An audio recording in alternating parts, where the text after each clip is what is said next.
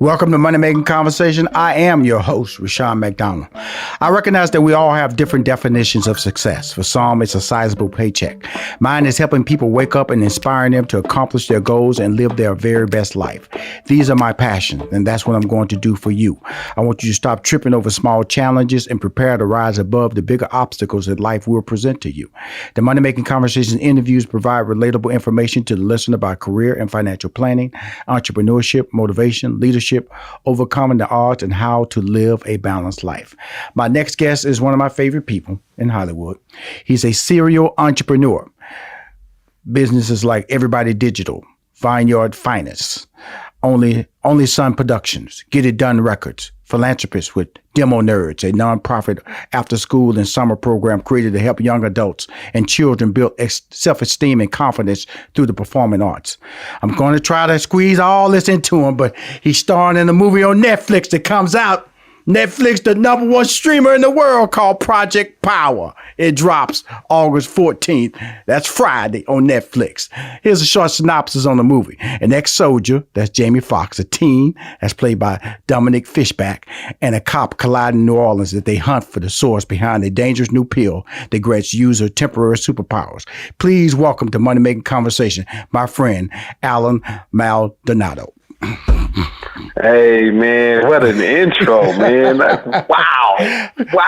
Alan, you wow. know. Thank you, brother. I appreciate it, man. Come on, man. Alan, you know we go back every time, and yes, you've been on my show a long time. You've been about a year, about almost 18 months since you've been on the show. Yeah, it has, man. Well, time flies, man. It does, because I think last time I brought you on, it was the premiere of Last OG. I think that's the last time. Wow, that had to been almost 2 years, at least 2 years. And then you did that run on the LeBron James project. What's the name? Yeah, Survivor's Remorse. Yeah, Survivor's Remorse. Boy, that was a funny character you had on that show. I brought you on for that show. So now, but every time I bring you on these shows, which are Money Making Conversations, I always got to talk about your serial entrepreneurship side. Because that's so important because of the fact that you do it and you break it out. But Netflix, I got to honor Netflix. We got to talk about this movie because guess what? It's a great movie. It's Jamie Foxx. You involved in it. Talk about, was it shot in New Orleans or was it, how they kind of shoot someplace in Vancouver, but it's not really in New Orleans? Yeah, no, we shot that in New Orleans. We shot that down there, man.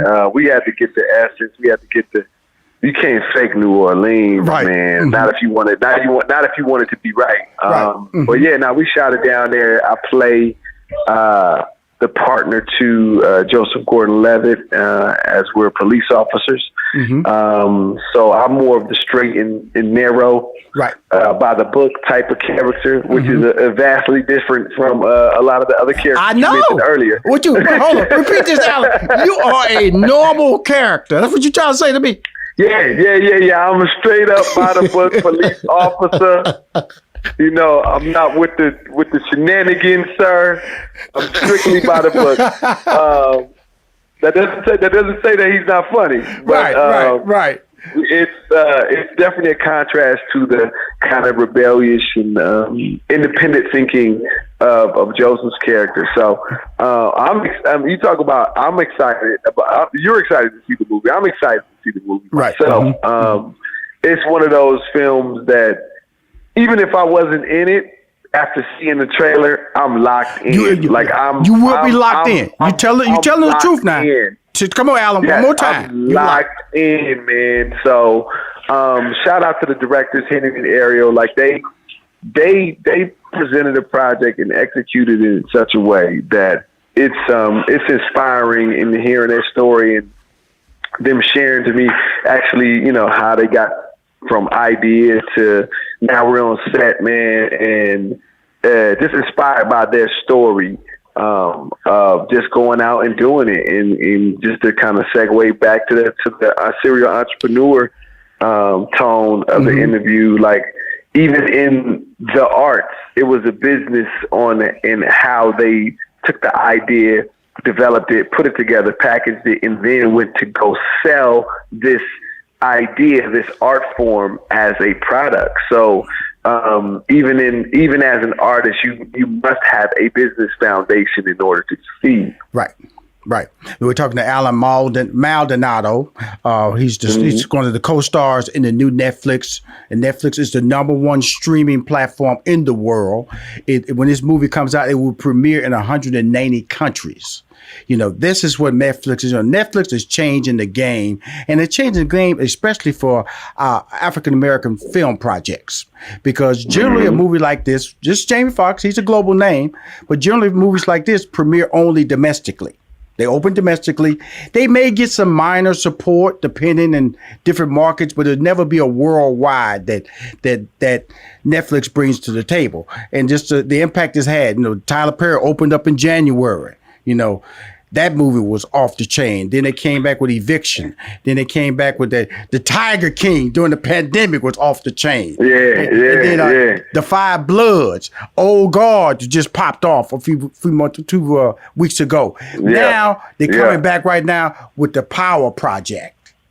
Yeah, Project Power is the name. Project Power. Excuse me. Project Power. Project Power. And so, how do you get cast in a movie like this? Because first of all, no insult. I know you got a resume, but you still got an audition, right? I was. Well, this is what's interesting is that I was actually in New York. I think I was filming season 2 of The Last OG at the time when they called me to do an audition. So I put an audition on tape. In New York, and my boy, because it was like a car scene. See, Alan, see, I gotta laugh because this is a normal character, so you put this on tape now. So I put it on tape. I'm a normal character. I put it on tape. It was simple. We did it. We knocked it out, and here we are. You know what I mean? Like I said, the character is still. He's gonna have it. Of course, it's me. So it's gonna have some humor and some comedic time into what it is. But his personality is again the opposite of a cousin Bobby, who is just wild and reckless. He's more about the book. Which is absolutely, again, this movie premieres August 14th, which is Friday on Netflix. Project Power stars my man, Jamie Foxx, Oscar winner. Got to throw that title. When you win it, Academy Award winner.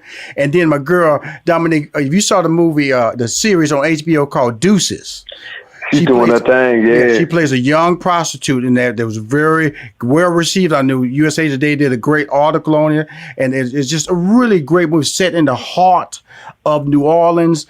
You see the Superdome, so you're in New Orleans. But the thing about it, if you're a superpower fan, and that's the take on this.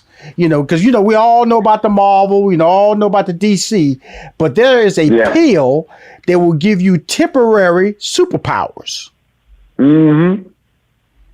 And we don't know how it's coming into the city of New Orleans. That's the whole. I will give you no more, other than the fact that you need to sit down and at 12:01. That's Thursday night. 12:01. That's when they start streaming. That's right. So you can get out and tell everybody you saw Project Power first. Because it's a great movie. Everybody get their midnight parties together. Absolutely. It's going down. Now I'll be remiss because I don't mention you. I don't proclaim you a serial entrepreneur just because I like saying that. You are. You've every time I brought you on the show, it's a new project. And what drives you in that entrepreneurship space there, Alan? Wow. You know what? It's crazy. It's ever evolving. And I think every entrepreneur needs to know that it's ever evolving as you mature as a person, as a man, and even financially. You begin to think and reanalyze on what you want. But for me, it's what drives me is a way of life. It's an understanding of being poor and knowing that I don't want to be that. And making I understanding that my happiness isn't built off materialistic things, but the way I can live my life definitely can reflect that by eating healthier, having more time to rest, being able to have certain amenities to make life a little better. So for me, like it used to be a number, it used to be a dollar amount, where now it's more of it's again off of pure happiness in way of life.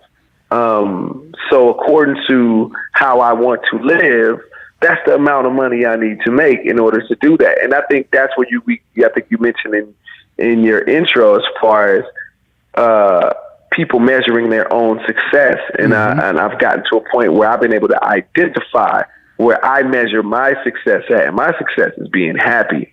And every business that I do and everything that I work on is usually coming from a place of love, and I've just figured out a way to make money from it. You know, it's really interesting you say that, because that's my philosophy. I always tell people, you know, I have simple goals, and some people they make their goals too much. Like one of my early goals was like, I didn't want to shop with coupons, like 50% off, that was just a goal.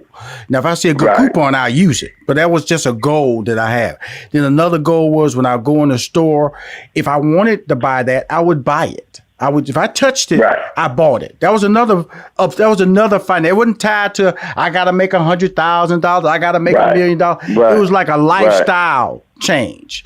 And then when I went shopping, if I wanted 2 pair of shoes, and I was put myself in the position to buy 2 pair of shoes, then I bought those 2 pair of shoes. And that really is how this whole thing, that's what I'm saying, your philosophy and my philosophy aligns, because of the fact that you can overreach by saying, I need to make $1 million, when you could probably make $500,000 and be very happy and reach all your lifestyle goals. Exactly.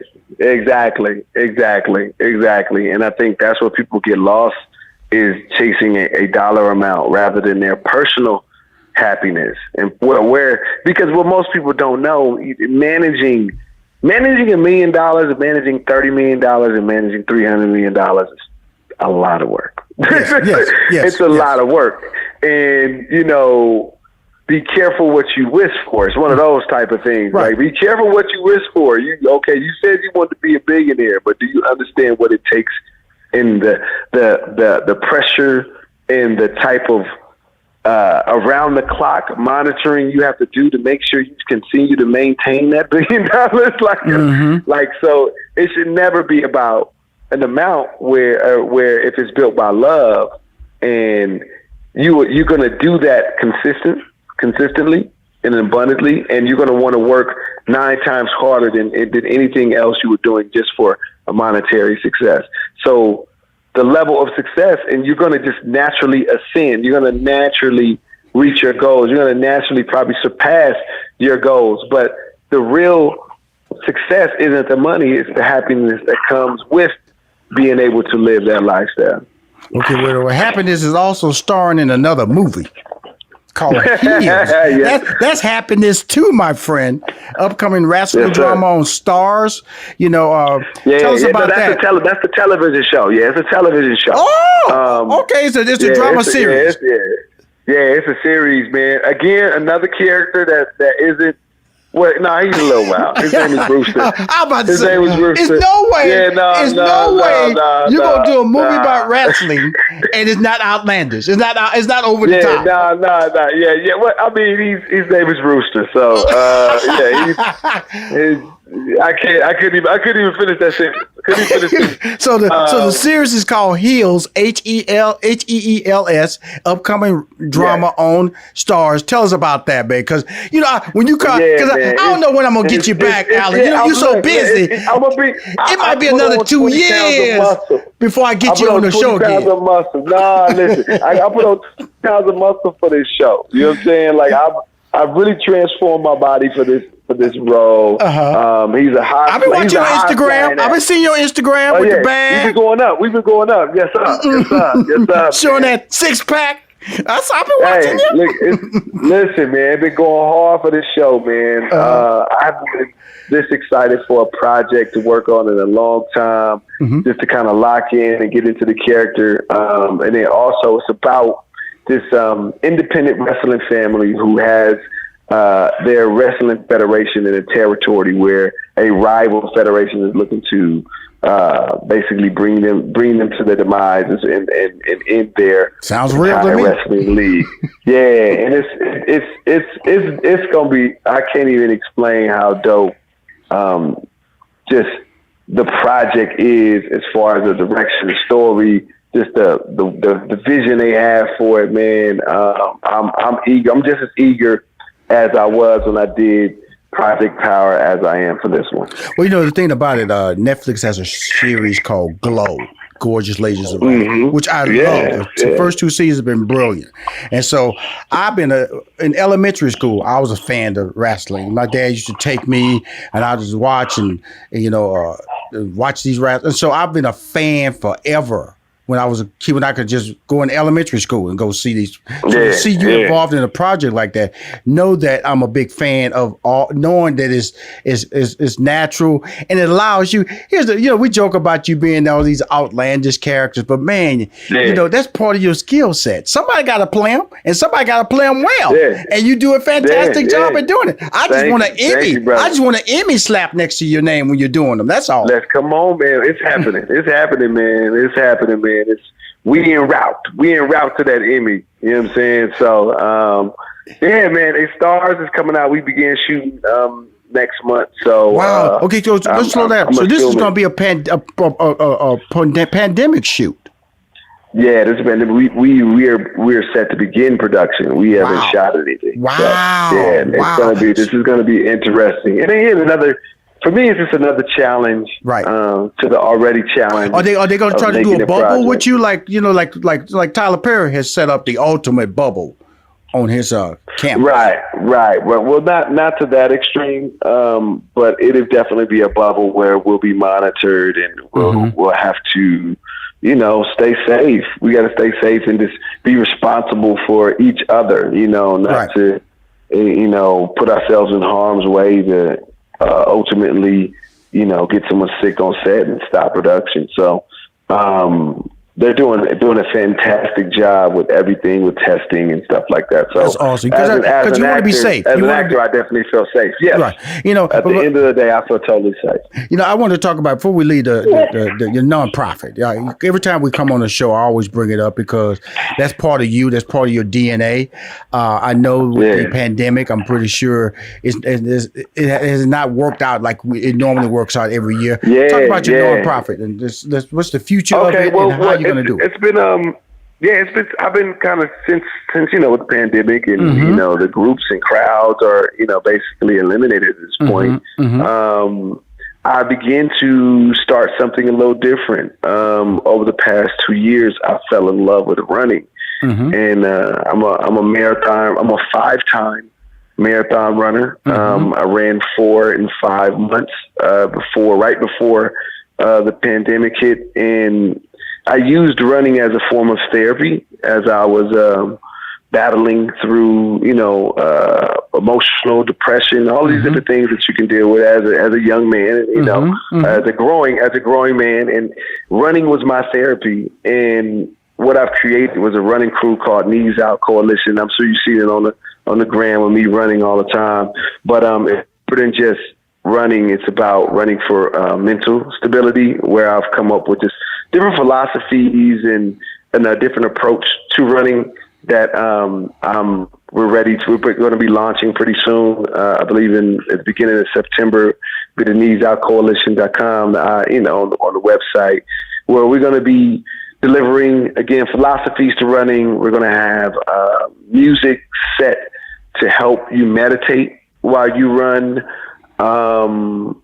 There'll be merch. There'll be just different things we're going to be doing, the community, different secret runs, just because we're able to run together, even though we don't have to be in a group. We tag each other. We support each other.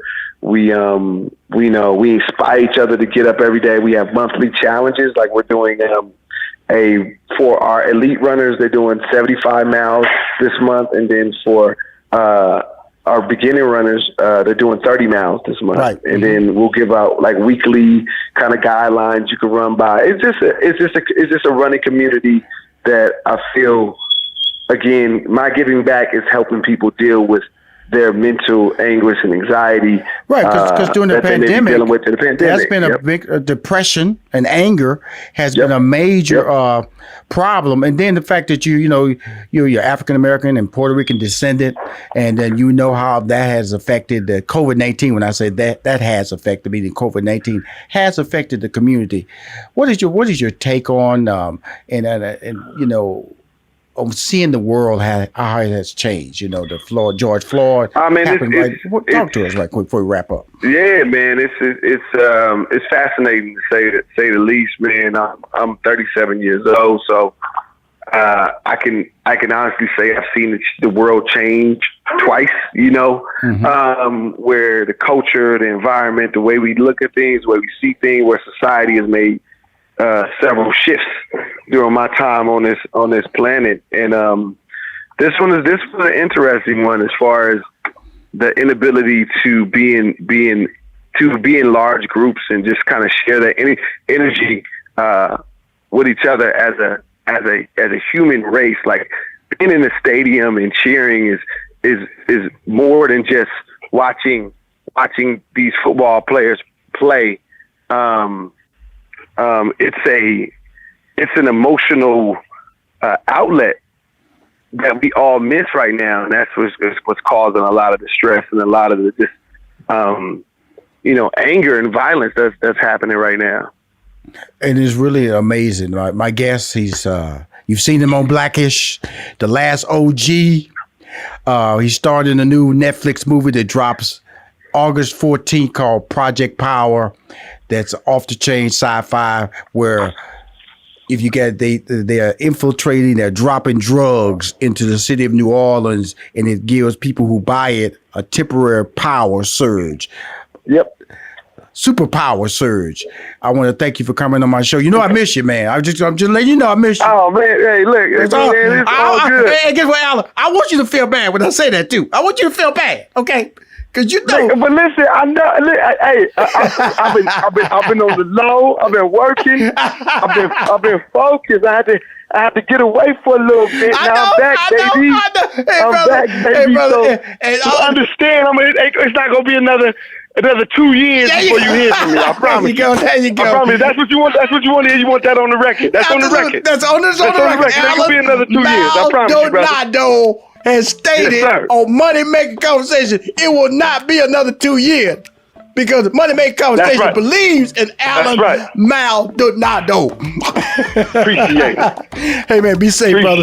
And y'all watch it this Friday. Thank you, brother. Love you, brother. Bye-bye. All right now. Love you too, man. Bye. If you want to hear more Money Making Conversation interviews, please go to moneymakingconversation.com. I'm Rushion McDonald. I'm your host.